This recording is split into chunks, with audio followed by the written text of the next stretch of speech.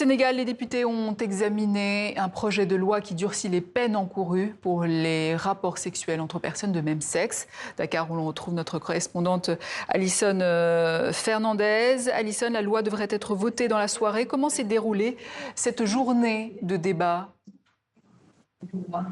Oui, les débats ont commencé ce matin à 11 h. 78 députés ont pris la parole, la plupart pour saluer ce projet de loi. J'ai pu suivre une bonne partie des débats depuis l'Assemblée nationale et un mot est revenu à de nombreuses reprises, c'est celui de valeurs. Des valeurs qui seraient menacées par une recrudescence des formes de déviance sexuelle, selon le rapport de la commission des lois que nous avons pu consulter. L'article 319 du Code pénal est jugé obsolète, vague et les sanctions contre les relations homosexuelles entre 1 et 5 ans de prison jugées insuffisantes. Le projet de loi prévoit de les rendre passibles de 10 ans de prison.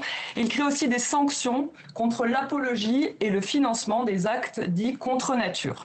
Je vous propose d'écouter deux députés, le premier de la majorité, Ismaël Abdou Ouane, et le second de l'opposition, Thierno Alassane Sall. Le Sénégal, comme d'autres pays africains, ne peuvent pas accepter certaines antivaleurs se développer dans notre culture. Ce n'est pas lié à notre société, ce n'est pas lié à notre manière de vivre et nous ne l'accepterons pas. Nous ne le faisons pas pour défier des organisations, nous ne le faisons pas pour donner l'impression que nous faisons une forme de rébellion. Ce qu'il y a, nous voulons être en conformité avec nos réalités sociétales. Il s'agit d'une vaste tromperie, comme sait le faire le PASTEF. Quand ils étaient dans l'opposition, ils avaient voulu enflammer le peuple, présenter le Sénégal comme une terre de Sodome et de Gomorrhe, parce que le gouvernement de l'époque n'avait pas voulu, soi-disant, criminaliser l'homosexualité. Et que la seule solution, c'était de criminaliser. Aujourd'hui, ils font machine arrière. Durcir légèrement les peines, ça restera toujours à l'appréciation du juge.